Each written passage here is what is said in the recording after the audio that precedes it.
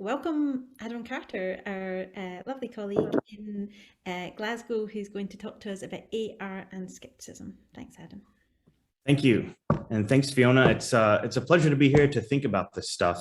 Um, so what I want to do is sort of respond to some recent, I think, overstatements about the skeptical import of AR. And I'm going to say that we should tone down our worries that it's really serious skeptical, that it poses really serious skeptical problems of the sort that would rely on indistinguishability. And then I'm going to trot out what I take to be a more serious kind of skeptical worry that's raised by AR that people haven't really thought about as much. Now, just as a precursor, I'm going to be speaking as though the digital and the real are different. And so I realize not everyone in this audience is going to think that. So obviously, one way to respond to alleged skeptical worries raised by AR is to dispute the distinction between the virtual and the real, a la Chalmers. I'm going to consider how do we respond to these so-called skeptical arguments framed around AR without disputing that difference. So the first thing I'm going to do is I'm going to kind of lay out one style of argument that we find kind of based around relevant alternatives that's meant to motivate a sort of version of AR style skepticism. And then I'm going to show that it's not as serious as it looks. And then I'm going to raise this positive idea that sort of is centered around the idea that we have in the philosophy of information about ontic occlusion. And I'm going to suggest that by thinking about ontic occlusion in the context of AR, we can sort of uncover maybe a more worrying kind of skeptical problem. So those are the two aims. But first, I want to distinguish like what I mean by skeptical problems. So one question that I take not to have much to do with skepticism in the sense I'm going to raise it is this: does AR have any sort of epistemically deleterious implications? Now, that's one question you can ask without asking a further question, which is, does AR motivate any philosophically interesting kind of sort of augmented skepticism, as some folks have called it? So regarding the first question, some folks have described the problem of what we might call digital distraction. And by the way, this is not an example, I take it, of a skeptical argument framed out of AR, but rather just a potential epistemic kind of problem. So Turner, in a recent paper on augmented reality, describes this problem as sourced in sort of just combined surveillance capitalism and the online attention economy. And what you get is a worry that sort of the self-tracking mechanisms incorporated into AR technology will enable surveillance capitalists to collect more fine-grained personal data, which they can then leverage to more effectively capture user attention. So imagine, that you're using an AR that knows all sorts of stuff about you and knows just the sort of things that are going to capture your attention, uses that to its commercial advantage in order to put images in the AR overlay. They're going to distract you to them, taking your gaze away from and your attention away from other things. So this is sort of an opportunity cost loss, the problem of digital distraction that we could imagine as AR develops further. Not a skeptical problem, but just maybe at the cost of some important true beliefs. Also, there's a problem that Turner and to some extent this combines with recent work by T. Nguyen, can think of AR as framing a kind of problem of digital divergence.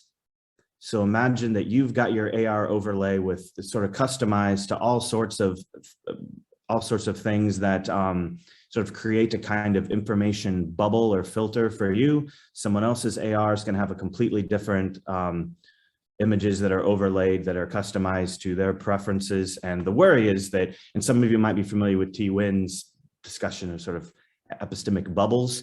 You can imagine cases where two folks with highly sophisticated AR that is customized to their own preferences are living in kind of very different epistemic bubbles. And that potentially can raise certain kind of epistemic problems. One might be bad communication. One might be people might trend towards some kind of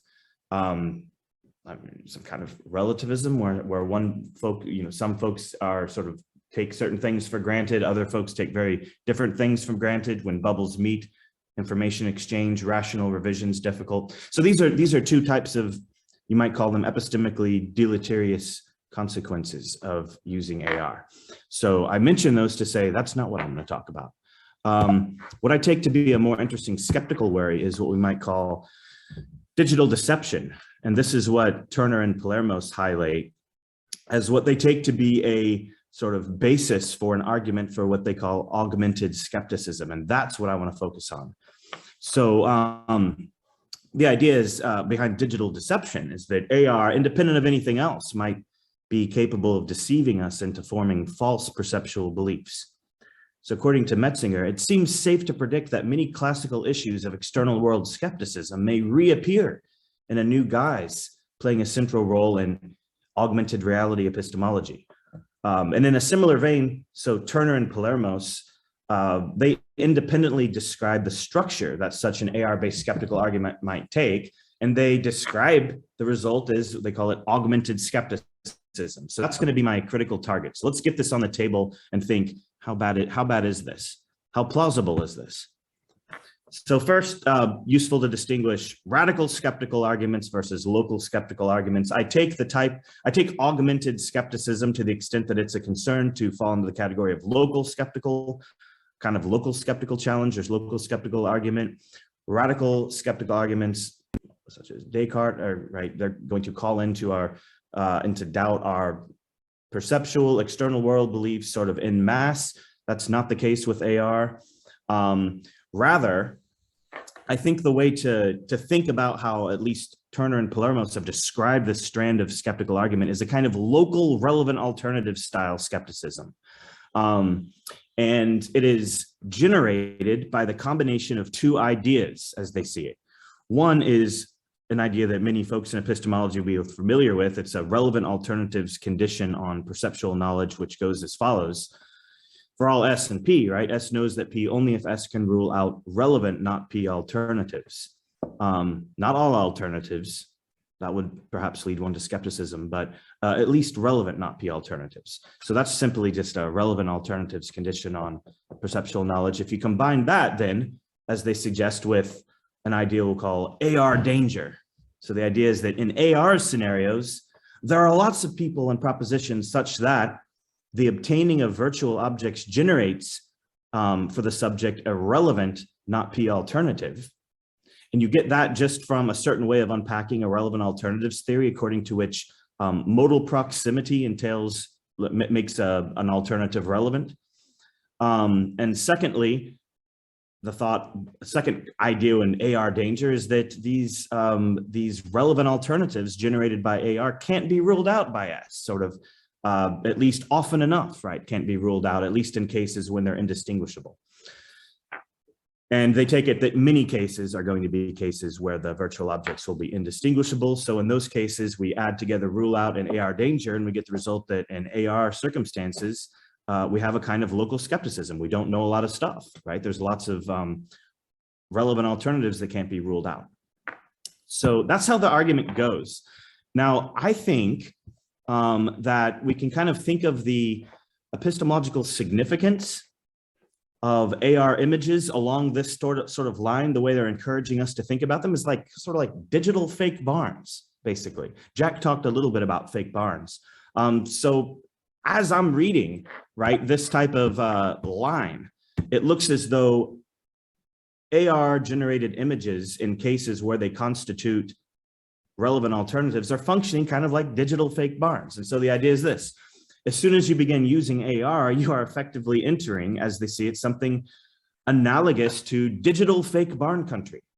And to extend the analogy, right, just as it follows from rule out that we lack knowledge of ordinary barns and fake barn country, likewise the thought is we lack knowledge of perceptual objects in AR country, which is a digital analog of fake barn country. And here's a corollary idea, right, is that beliefs in fake barn country, right, they're unsafe, could easily have been mistaken, right? And that's the case in the good case where you're looking at a real barn. Even in that case, you lack knowledge as a mainstream thinking about fake barn cases goes, because your belief is unsafe. at least when fakes are about, right? When there are nearby fakes that you easily could have mistaken a real barn for. Likewise, the thought goes, perceptual beliefs are unsafe in AR, thus not known, even when you are perceiving a real object, provided digital fakes are about.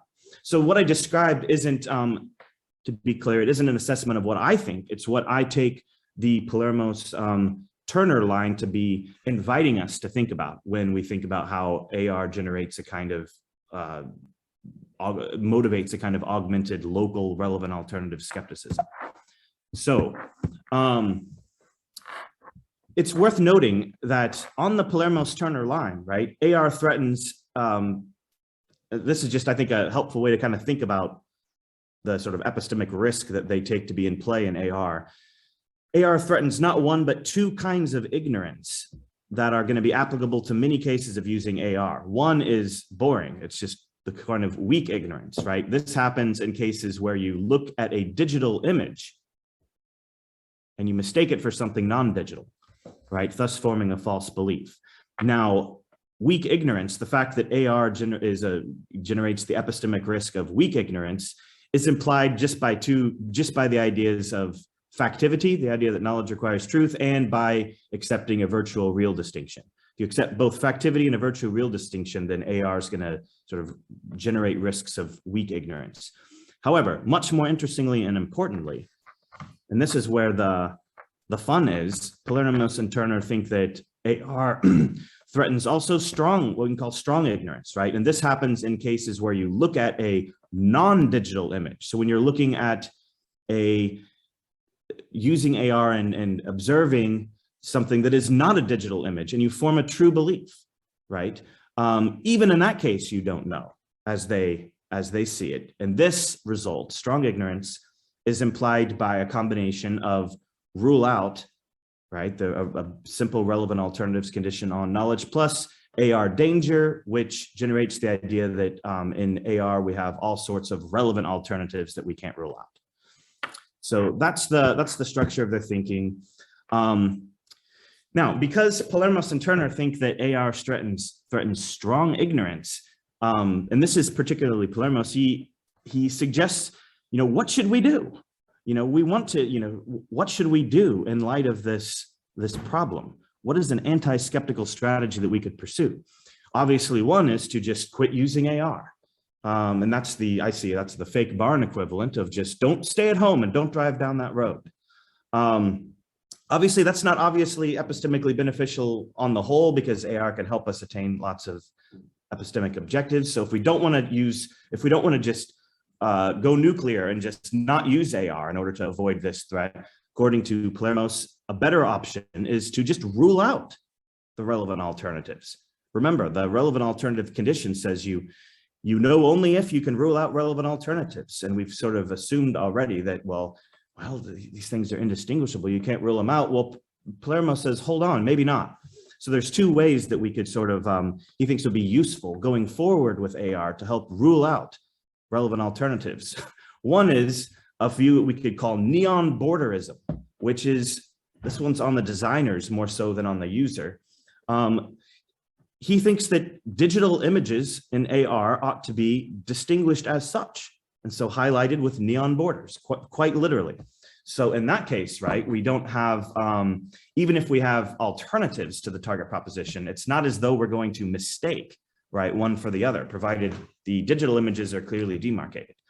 So that's one option, right? And another option that he suggests and spends some time in his paper discussing is background checks. So test, right? Literally try to rule it out. This would be the AR equivalent of going and checking whether the barn is made of paper mache. So background checks may consist in, he says, haptic feedback tests in which a user makes contact with an object to see whether it offers physical resistance, or visual tests in which a user walks around an object to view it from different angles. So these are ways to sort of retain knowledge that otherwise would be lost in AR by ruling out alternatives that are made relevant. All right, so here are some worries for this type of approach. So first off, it's not clear that we're headed towards neon borderism, right, as AR users, even if in some cases it makes sense to demarcate AR images as such. I take it, and I'll be interested to hear what others think. I take it there are lots of purposes for AR that wouldn't be advanced were we to demarcate all AR images clearly as such. There are certain functions of AR, I take it, that would be particularly useful to sort of attain a kind of immersiveness that isn't going to be interrupted by such explicit demarcation. So I don't think it doesn't, I mean, it doesn't look as though we're headed there, which means that, right, to the extent that we're not, we can't just rely on hoping that AR designers are going to distinguish the images. Well, it looks like background checks are going to become extra important for the Palermo-Turner line. However, this isn't very good, I don't think, for our epistemological position, and here's why. So requiring such background checks for ruling out relevant alternatives awkwardly implies, and this sort of interfaces a little bit with Jack's talk, a kind of like strong epistemological reductionism in the case of perceptual knowledge. So it would look like our perceptual beliefs would not be prima facie justified if we need to go do a background check, right?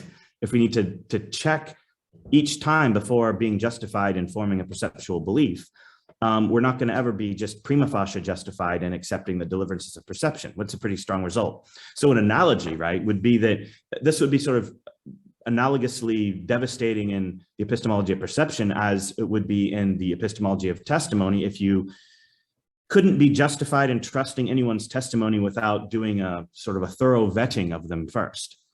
Maybe even stronger than what already contentious reductionism in the epistemology of testimony would suggest. So the background checks idea, yeah, that thought is, yeah, it could work, but if you actually require that in order to be justified, to gain justification of knowledge, it looks like we're not in nearly a good a position epistemically with respect to our perceptual beliefs as we ordinarily take ourselves to be. So that's the cost of that position. Now, fortunately, I think that the epistemic situation is not as bad as Palermo's and Turner would suggest. So I'm going to now suggest why I think where some of the worry of augmented skepticism is to an important extent overstated. So it'll be useful here, I think, to sort of cleave apart the analogy that was originally suggested that we embrace between digital images in AR and fake barns. So consider this. Now I'm going to suggest the disanalogy. So the epistemic risk in fake barn cases, right, it's false belief and derivatively knowledge, right? By hypothesis, one doesn't know, and this is important, one doesn't know that they're in fake barn country. This is part of the way we set up the problem. One doesn't know they're in fake barn country, so they're inclined to just form beliefs in an ordinary way. And the thought is that when they do latch upon the real barn, it's going to be lucky. They could have easily mistaken it for a fake. They can't rule out the nearby error possibilities, right? So the risk event that materializes in nearby worlds in the traditional fake barn case, an unenlightened, right, fake barn case, where you don't know you're in fake barn country, is the risk is a false belief. However, right, if we run a variation on the fake barn case where one knows that they're in fake barn country, the situation is very different, right? The epistemic risk profile is going to be different because the false belief risk event doesn't materialize in nearby worlds because one refrains from believing in the actual world. So in the enlightened version of the fake barn case, one forbears from judgment in a way that you might do so if you, well, I don't know if those of you who have visited Edinburgh, Camera Obscura, House of Illusions there. I know when I go into Camera Obscura that this is just a bunch of very cool tricks. And so I sort of put my belief, my believing is sort of checked at the door of Camera Obscura. I'm not sure what I'm going to be seeing in there, and I sort of reserve judgment. So I don't go around thinking, oh yeah, everything I'm seeing there is, I'm just affirming it as true. So likewise, the thought is if one knows one's in fake barn country, one is going to be a little bit more like I would be knowing that I've bought a ticket at Camera Obscura as opposed to just walking in there naive and forming beliefs. So the question is an AR scenario more akin to a stereotypical unenlightened fake barn case or to an enlightened fake barn case? And the thought is that, okay, if the latter, then importantly, notice that from combining rule out and AR danger, we don't get lots of beliefs which are such that they fall short of knowledge, right? And that's the position that it looks like Palermos and Turner kind of caution against in the absence of neon borders or background checking. They think that we're in a situation where we're going to be forming all sorts of beliefs that fall short of knowledge. But again, if the situation with AR is more akin to enlightened fake barn country rather than normal fake barn country, that isn't going to actually be the risk. So that's one way to sort of press back against the sort of rationale and alleged import of augmented skepticism by suggesting that the epistemic risk profile of such skepticism isn't quite as severe as it's been made out to be.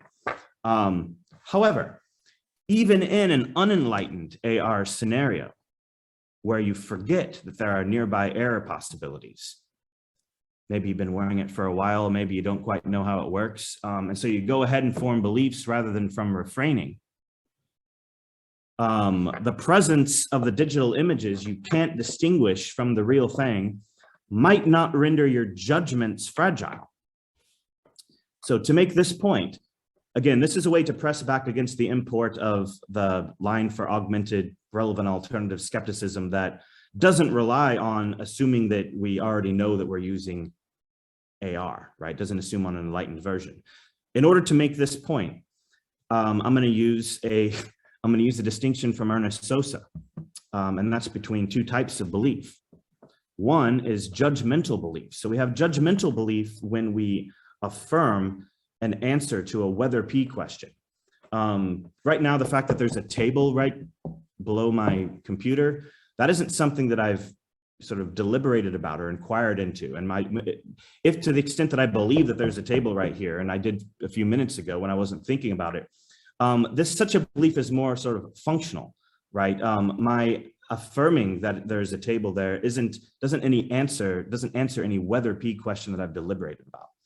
So judgmental belief is something Sosa distinguishes from functional beliefs that are just sort of, they're teleologically aimed at truth. They can go wrong if they're false, but they sort of, they guide behavior, but they don't constitute any answers to any questions that we've deliberated about.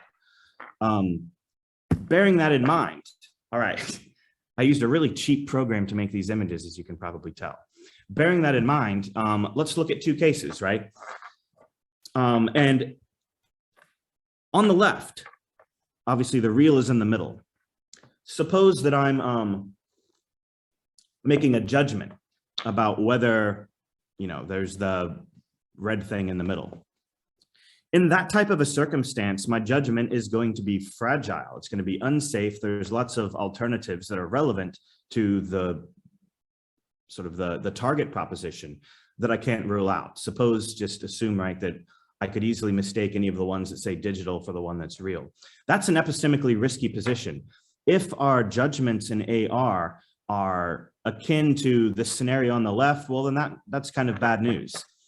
What I want to suggest is that at least in a wide spectrum of cases, our situation in AR is going to be more akin to the picture on the right. Okay, what's important about the picture on the right is that notice that there are plenty of digital images in the picture on the right that I can't distinguish from the real, let's assume. However, the point is that I'm not going to mistake the red, right, the target proposition in the middle. None of those blue images, which are a combination of real and digital images that I can't distinguish from each other, none of those are such that I would mistake it for the proposition that I'm inquiring into.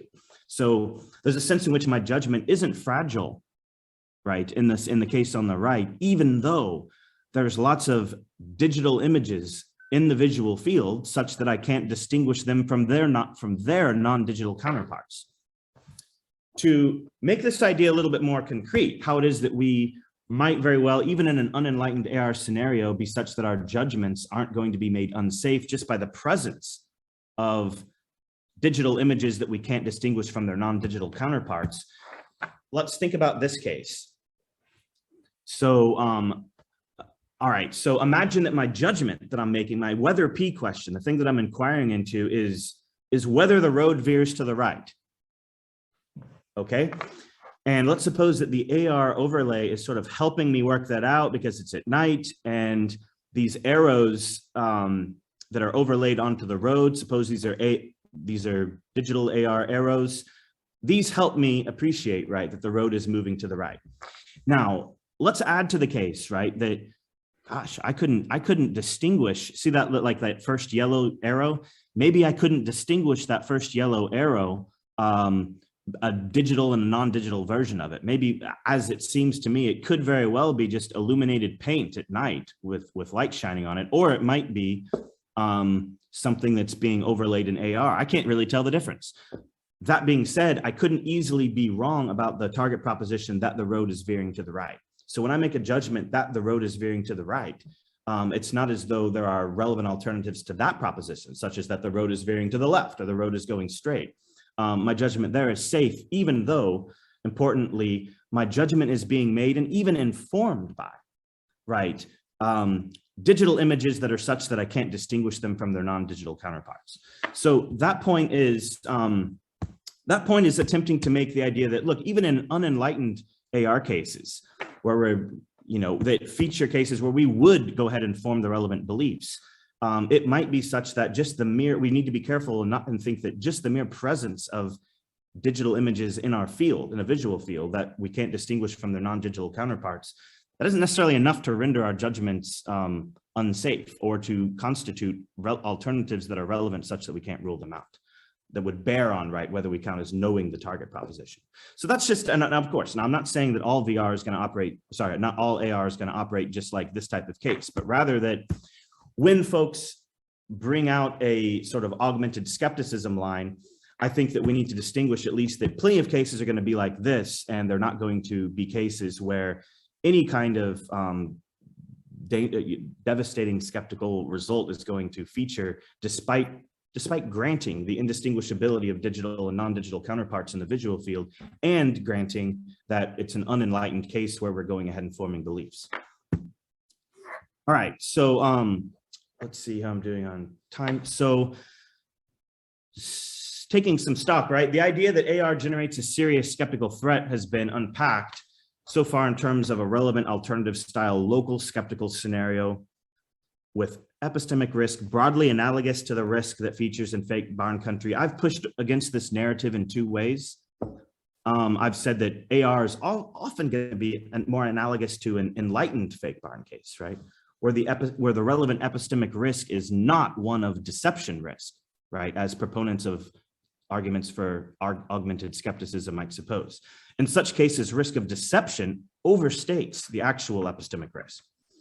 Secondly, as we've just seen, even in non-enlightened AR cases, our perceptual judgments might be safe, even when in the vicinity of digital objects we couldn't distinguish from their non-digital counterparts. So those are two points that sort of press back against the narrative that augmented skepticism is going to be epistemologically disastrous. Okay, now here's a separate type of thought. This is highly speculative, this point I'm going to end on, but it strikes me as a kind of worrying skeptical consideration that AR brings about, and one that I think is interesting, and it's not exactly clear how to address it. So what you see in the background right there, this is a GIS system. I guess GIS specialists use augmented reality when designing highways and such. All right, so take a look at like the green and the blue lines, which help someone consider planning or designing a highway. These things could mean various things, right? I'm just going to start you out with this. It could mean this is where the highway is going to go for a user of this AR. It could mean this is how the road would be shaped in ideal conditions. It could be this is where someone should make sure to make the highway straighter. There are various things that could be communicated, right, by viewing a highway with this type of an overlay. All right, so a brief detour into the philosophy of information. So according to Middlestad and Floridi, what they call ontic occlusion can be defined as a qualitative loss. And by the way, this is general. This is about data more generally right now. Then I'm gonna bring it back to AR. So ontic occlusion can be defined as a qualitative loss or degradation of the data implied by acts of interpretation, classification, or categorization of the data in collection and analysis. So here's an example that's abstracted away from AR. And this is the kind of thing that they're thinking about. Take the data profile of a medical patient. So the data profile of a medical patient is only a simplified informational picture of the patient, containing some information about the patient while excluding other information about context. Now, according to Mittelstadt and Flaherty, who are concerned about epistemological problems raised by big data, they point out that there's a problem when data users overlook this loss of context or decontextualization. They might look at the patient's medical file and think, this just represents the whole story. So as they put it, it's tempting to view the profile or the data as representative of the whole phenomenon, which increases, right, the difficulty of identifying what is stripped from it. So these are general comments about data files and how we can easily make the mistake of assuming that they represent one thing when in fact they represent something that is an idealized version of that, or maybe something slightly different. So these risks are general, right, in that they're applicable to cases where data, crucially in linguistic or pictorial form, right, is meant to represent a phenomenon. So in such cases, there's a kind of first order risk that consists in our temptation to view a given data profiles as representative of the whole phenomenon that the data profile is partially representing, only partially representing. Moreover, there's also a second order risk, right, which consists in the risk of our failing to appreciate the temptation to view a given data profile as representative of the whole phenomenon that the data profile is only partly representing. So Mittelstadt and Flaherty describe this as, again, a kind of epistemic problem that occurs in our reception of data more generally. And I think there's a version of this that applies to AR. So let's transpose it now to AR and thinking about the GIS case. Right? We already considered, right, that the lines could potentially be intended by the designer to communicate different types of things, including normative propositions, right, such as this needs to be straighter. This is where something should be built. It also could mean, again, this represents how it meant to have been, it was supposed to have been built. There are various ways of teasing apart what such lines could mean, or just simply rebuild it this way. So there's a first order risk. So this is applying the Mittelstadt and Flaherty point to AR. There's like a first order risk, I think, that consists in a temptation to view a given AR image as representative of a whole phenomenon that the AR image is only partially representing.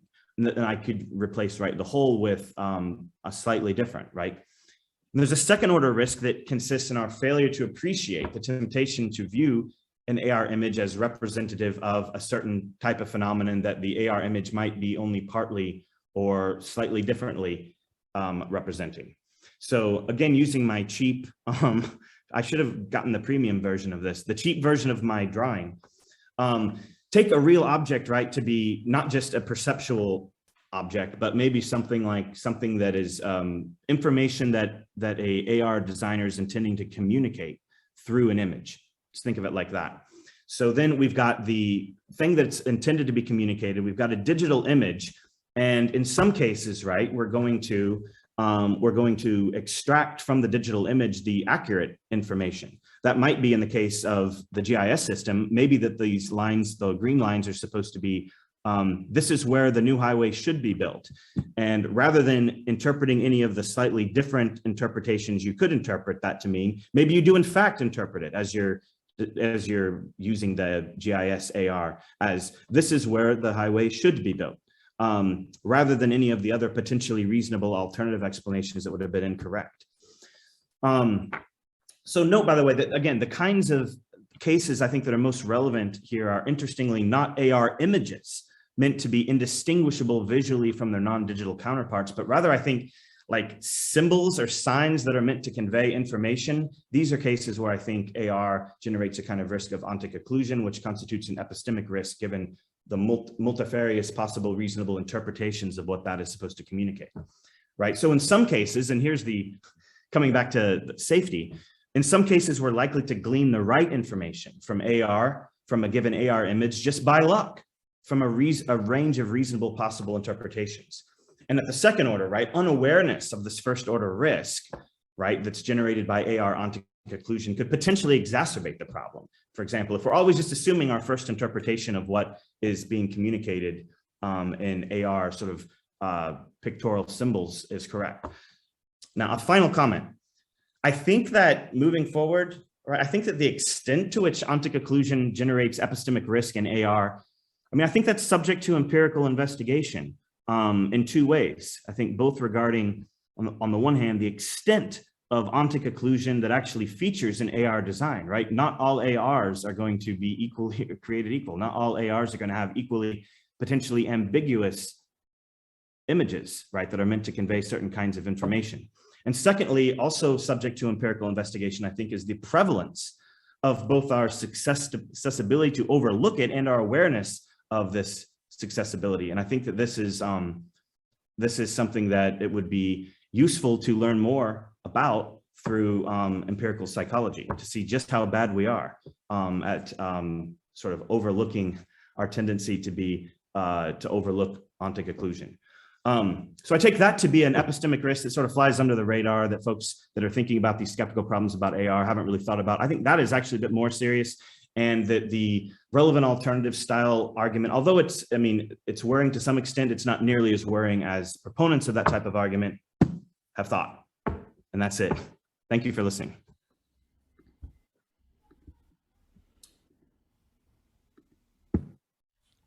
Thank you so much, Adam. I'll show you that while I was giving that talk, a disaster ensued. I've spilled my coffee right here. So I tried to keep optimistic and keep giving the talk, and I'm just ignoring that for now. Without coffee.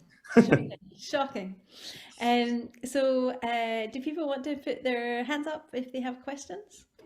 I'm going to start with a question, seeing as no one has been in there first to put their hand up.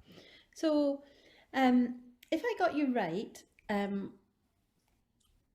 when you had the picture up of the different circles, basically the point was something like, you know, there might be in my visual field some virtual and real objects that are indistinguishable, but I might really be nonetheless looking at an object in my visual field where there isn't a digital Yes. or virtual counterpart to it. And so in that case, things aren't so worrying.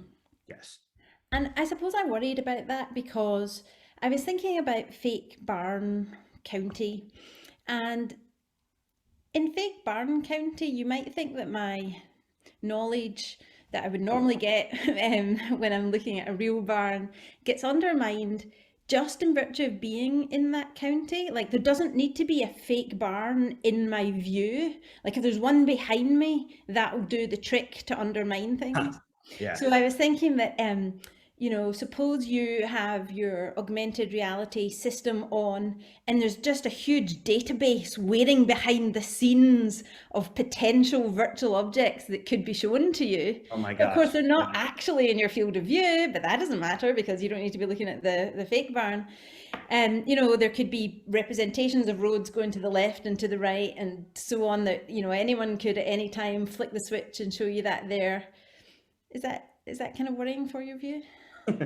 Right. So this raises a tricky question in epistemology that I've been on the fence about. So here's what I take to be the fake barn analog of the case that you describe, where there may be a bunch of images in the database that could easily be put in your visual field but aren't. This is a case that I still to this day don't know. I've talked about this with Duncan Pritchard over, and I never have agreed. I always just change my mind about it. Here's a version of a fake barn case. Suppose you're driving along and the road on the left takes you into fake barn country, where you would discover real barns and also plenty of fakes, but the road on the right takes you to real barn country where there's no problem. And you flip a coin at the fork in the road, and hey, you go down the real barn country. There aren't any fakes around. Should we think of your environment, right, as including the other road that you could easily have gone down, or should we only think of your environment as the environment that by good luck, right, you happen to be in? I've always viewed it as, okay, you're not in fake barn country if you take the right road. All's good, for the reason that you couldn't easily be mistaken when you form the target belief. When you form the target belief, you couldn't easily be mistaken. You are not, in fact, in an environment that's like that. Now, obviously, I'm not entirely happy with that answer because I don't fully have an answer to, how physically wide, right, should we think of the relevant environment? But at the end of the day, I guess I would suggest that that in your version of the case where there's a bunch of digital images in the database that could easily be projected, I'd say, okay, your belief is safe when in fact there aren't digital fakes that are overlaid in your digital field. And it's an interesting case where your belief is safe and it is lucky to have been safe. That would be the line that I'm inclined to take. But ask me next week and I'll probably have a different story. Thanks, Adam. That's nice to think of things that way. And I too worry about how far away and how many fake barns I have to be. And I think it's all very messy. And so thank you for that. Right, Thank you. Over to Neil. Sure, just one quick point on that. I think backtracking is what you'd be doing, backtracking counterfactuals if you're to go back to the toss of the coin, right? You'd have to backtrack your counterfactuals. The counterfactuals are generally holding the past fixed until sooner than that when you're dealing with standard counterfactuals and certainly causal ones. So I think the backtracking would probably be ruled out in that case, and that's why you shouldn't go back to the tossing of the coin. In other words, I think your current intuition is the one you should stick by a bit longer. So the thing I wanted to ask about was with your rejection of the Turner and Palermo's view and your second reason for that. And I wasn't quite clear the scope of the claim, because in one version I think it's you're selling it as a bug, I think it's a feature, and in the other scope I'll agree with you, right? So the scope that I'm primarily worried about is when you say, probably best to read it, it said you requiring background checks awkwardly implicates a kind of strong epistemological reductionism in the case of perceptual knowledge. Now, do you mean it implies that more generally, as in it applies it in all cases, irrespective of AR, right? Is it a consequence of the view that they have taken that applies in every single case everywhere? Or is it just the case that applies in AR? I thought you were making the second claim, but when I read it back, I was worried it was the first. It's the first, just in AR. Or was that that was the second? Right, good. Okay, good. Just in AR. Good. Well, at in that fact, point, it's just in AR. Yeah. Okay. So in that case, I think it's a feature, not a bug. So I think it's a feature because I think when I think about a scenario where we have ubiquitous AR that is highly convincing and where we don't have the neon borders or any other safety rails, I think the right thing to conclude about our epistemic standing in that world is we cannot trust our perceptual faculties. That's the consequence, right? That's the bad bit. Now, that's even if we knew we were putting on AR glasses in the morning. I don't think that we will sit there doing the relevant second guessing of ourselves throughout the day that we ought to do. But even if we did, think of the additional load that's on us in terms of even just second guessing ourselves all the time. You come home after a day at work and you say to your partner, "You'll never guess what I saw today," and they'll say, "Did you though?" Right? Because everything will be systematically undermined. So I think that's the right conclusion to that case, but you've sold it as if it's a problem. Now, I think it's a problem if it says in non-AR scenarios we're committed to that sort of skepticism. But if it says when you put on the AR specs in the morning in the world we've just described, you are in fake barn country, don't trust the bloody barns, right? And I think that's the right conclusion to have reached. So I think it's a feature, not a bug. Okay. I see. By the way, thanks for that. I should have said, by the way, that I didn't mean for that to imply all around. I guess the view, right, is that you could be an anti-reductionist in the epistemology of testimony. Sorry, the epistemology of perception generally, and you could be a weird kind of reductionist as soon as you put on the glasses.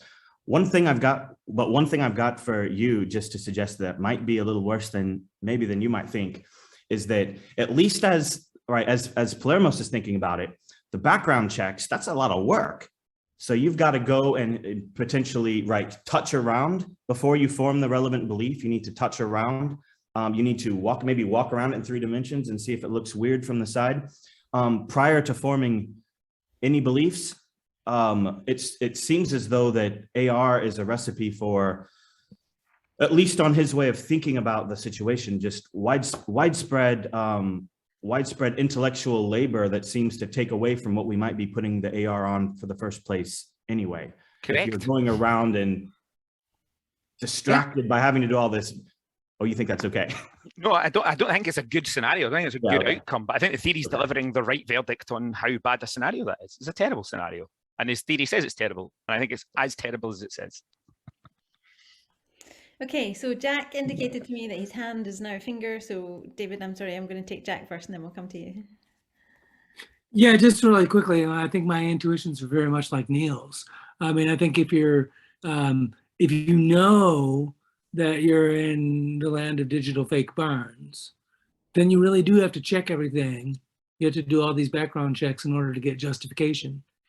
If you don't know, Yeah. but you are in digital fake barn country, then you'd never bother doing those background checks, but you wouldn't have any knowledge. I mean, that's not an argument. I'm just reporting intuitions.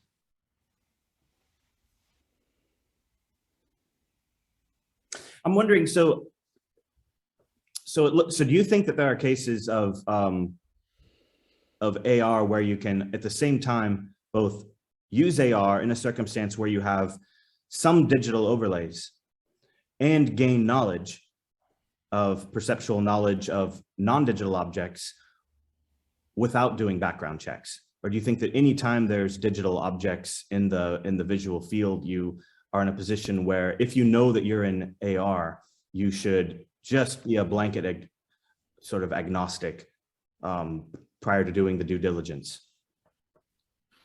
Because I like to think that you, sorry, go on. No, I really don't know, because I don't know how to individuate the methods. I don't know how to individuate the environments. I don't know how to individuate any of these things. And like Fiona said, it's a huge mess. It's just like an intuitive mess. But I think, you know, if, for instance, if it only, like, if the AR system only modified colors, I'd still, my shape judgments might still be knowledge. Yes. Without doing any serious background checking or something like that, right? Good. Because it kind it of goes along with my second point. Yeah. Yeah. Great. David? Yeah, this is also on the neon borders point, which is really interesting.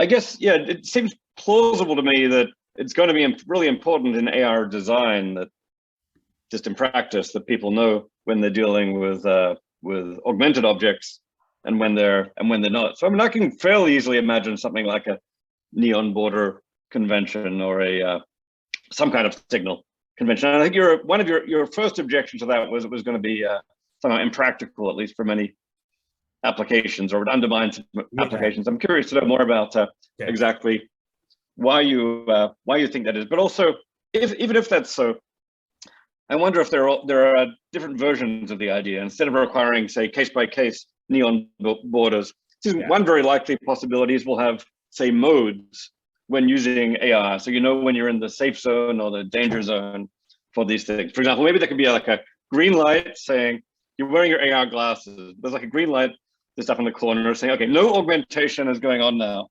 And maybe there's a yellow light that says, augmentation is going on now, but whenever it happens, there will be neon borders.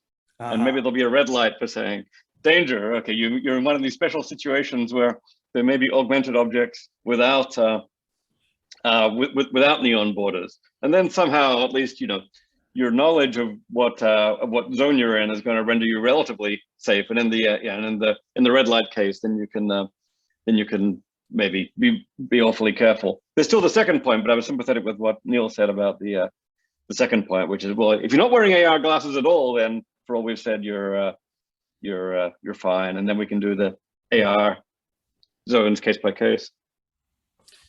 Cool, thanks. So I do agree that in some cases neon borders would be useful.